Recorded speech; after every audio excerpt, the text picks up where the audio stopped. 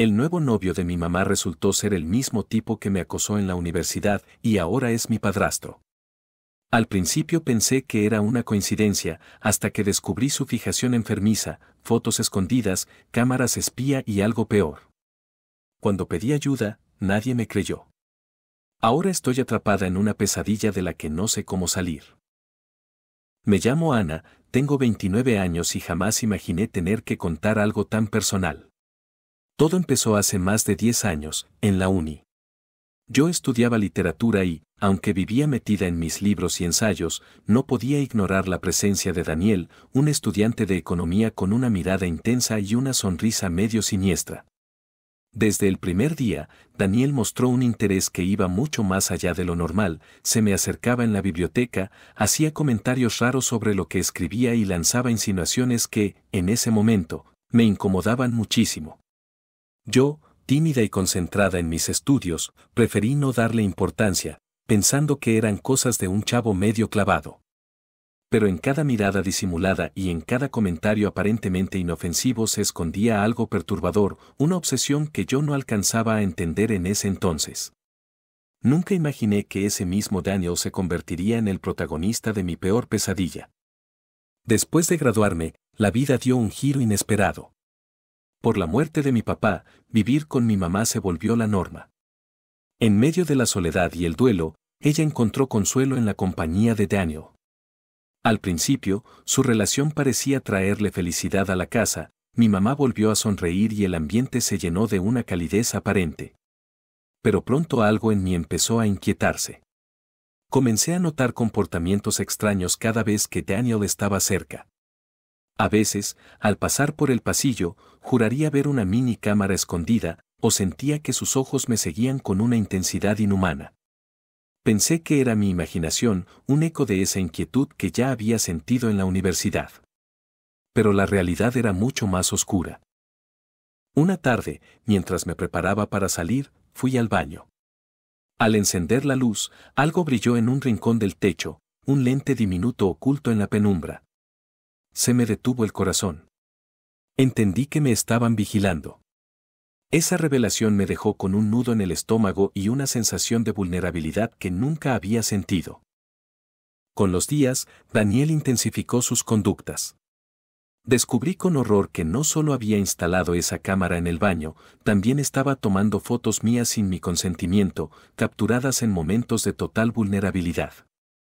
En mi cuarto, en el baño e incluso cuando yo creía estar completamente sola. Una tarde, al revisar mi correo, me encontré con un mensaje anónimo que traía varias fotos mías. Mi mente se rehusaba a aceptar que alguien tan cercano pudiera hacer algo tan vil. En pánico y con lágrimas en los ojos, intenté hablar con mi mamá. Le expliqué que algo no estaba bien, que había señales claras de que estaban violando mi intimidad. Pero mi mamá, cegada por la aparente felicidad y la imagen carismática que Daniel mostraba en público, desestimó todo. Estás exagerando, Ana. Seguro es tu imaginación jugándote una mala pasada. Yo insistía, pero su rechazo me dejó sola, atrapada en un silencio que alimentaba la desesperación. La situación se volvió insoportable cuando, durante una cena familiar, mientras mi mamá platicaba animada con Daniel, sentí una mano en mi brazo. Al principio pensé que era un gesto amable, pero pronto la intención se volvió clarísima, esa caricia sutil se transformó en un roce invasivo y no consentido. El miedo me paralizó, no pude gritar ni moverme. El terror se adueñó de mí. Cada fibra de mi cuerpo gritaba que aquello era un abuso, pero en el momento solo pude pensar en lo sola que me sentía. Esa noche, entre lágrimas y confusión, entendí que mi casa se había convertido en una prisión donde mi privacidad y mi integridad estaban siendo violentadas de manera sistemática. Actualización 1. Han pasado 2 semanas desde que descubrí la cámara en el baño. Lo que parecía un acto aislado se transformó en una serie de intrusiones cada vez más escalofriantes. Una noche, mientras mi mamá se había ido a una cena, pensé que por fin tendría un rato de paz para ordenar mis ideas. Pero al regresar a la sala, vi algo que me heló la sangre. En el marco de la puerta de mi cuarto había una cámara oculta, colocada con precisión para captar cada movimiento dentro de mi espacio más íntimo. El sonido casi imperceptible del clic de su cel al tomar fotos mientras yo dormía me hizo sentir completamente desprotegida. Cada imagen era una violación a mi intimidad, una prueba de que él me miraba, me vigilaba y me convertía en su objeto de obsesión. Esa misma noche, mientras intentaba dormir, escuché pasos suaves en el pasillo. La oscuridad y el silencio se volvieron cómplices de un terror inminente. Daniel se acercó a mi cuarto y, con voz baja y persuasiva, susurró: «Ana, no tienes por qué tener miedo, solo quiero hablar». No hubo palabras de consuelo. Antes de que pudiera reaccionar, lo vi meterse a mi habitación. Su mano fría y decidida empezó a recorrerme la espalda, intentando, sin respetar mi voluntad, tocarme de la manera más invasiva. Intenté gritar con todas mis fuerzas, pero mi voz se ahogó en el shock. El eco de su risa burlona me persiguió días enteros. Esa noche, después de tocarme sin ningún remordimiento, se fue del cuarto advirtiéndome que no le dijera nada a mi mamá porque no me iba a creer. Lloré por horas hasta quedarme dormida. Al día siguiente desperté gritando, con su rostro clavado en mi mente y el clic de su cámara como un recordatorio constante de mi humillación. Desesperada, corrí a ver a mi amiga Laura, la única en quien confiaba al 100. Entre sollozos le conté todo: las cámaras, las fotos, el toqueteo. Laura me escuchó con toda la atención del mundo y, sin dudar, se ofreció a ayudarme a juntar evidencia. Entre las dos revisamos mensajes, escondimos grabadoras en la casa y documentamos cada anomalía. Aún así, el peso de la situación se volvía cada día más insoportable. Cada sombra, cada rincón de mi hogar, ya era un escenario de vigilancia y abuso. Actualización 2. Hace una semana, la atmósfera en casa llegó a un nivel insoportable. Lo que antes era un murmullo constante de miedo se convirtió en un grito abierto de terror. En un día en que mi mamá estaba en una reunión social, Daniel se mostró especialmente perturbador. Empezó a mandarme mensajes a todas horas, palabras cargadas de insinuaciones y amenazas que me recordaban aquellos días en la universidad cuando me perseguía con miradas intensas. Obvio lo hacía desde una cuenta anónima, para que yo no pudiera usarlo como prueba directa. Pero era clarísimo que era él.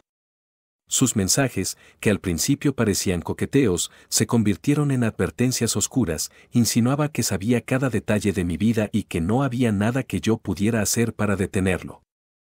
Esa noche, el terror llegó al tope. Estando yo sola en la casa, Daniel irrumpió en mi cuarto sin avisar. Esta vez no se limitó a tomar fotos, con una frialdad escalofriante intentó tocarme de manera deliberada, forzando una intimidad que jamás consentí. El contacto fue brusco y violento, sus manos se deslizaron por mi piel buscando imponerse sobre mi voluntad. En medio del forcejeo, el pánico me hizo reaccionar. Luché con todo y, en un instante de desesperación, logré soltarme de su agarre. El ruido del pleito tiró cosas en la habitación y mi grito terminó siendo el clamor de alguien que se niega a ser silenciada. Justo en ese momento, mi mamá regresó inesperadamente. Con lágrimas en los ojos, intenté explicarle lo que estaba pasando, pero la incredulidad y el miedo se le notaban en la cara. A pesar de mi dolor, no creía capaz a Daniel de algo así. Seguí rogándole que me creyera, pero Daniel habló antes: «Te dije que veía cosas raras en tu hija, ¿ahora sí me crees que tiene problemas psicológicos? Hay que llevarla con un doctor». Para mi sorpresa, mi mamá dijo que era buena idea. Al escuchar eso, me quedé helada. Llorando, logré salir de la casa en busca de ayuda. Esa noche, corrí por la calle buscando refugio. Cada paso me recordaba que no podía seguir viviendo bajo esa opresión.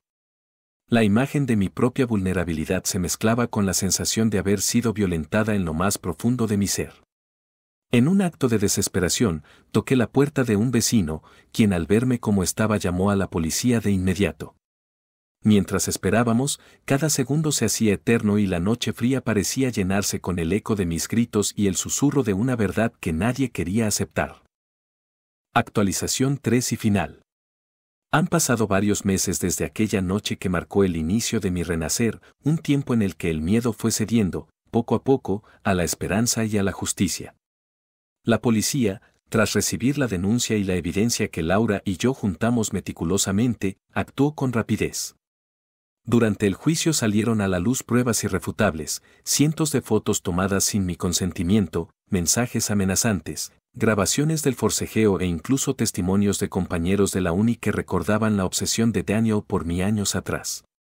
La revelación de que había instalado cámaras en los rincones más íntimos de la casa dejó a todos sin palabras.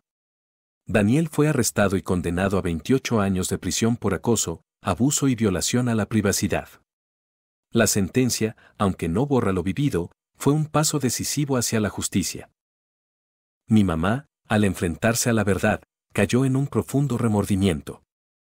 Entre lágrimas y disculpas, me confesó que ignoró mis súplicas porque se aferró a una imagen idealizada del hombre que eligió. Yo, por mi parte, estaba hecha pedazos, mi propia madre dudó de mí. Con el corazón roto, le dije, no confiaste en tu hija, en quien estuvo contigo en los años más difíciles después de que papá murió. No quiero volver a verte. Entre lágrimas, me fui de la casa y me quedé con Laura un tiempo.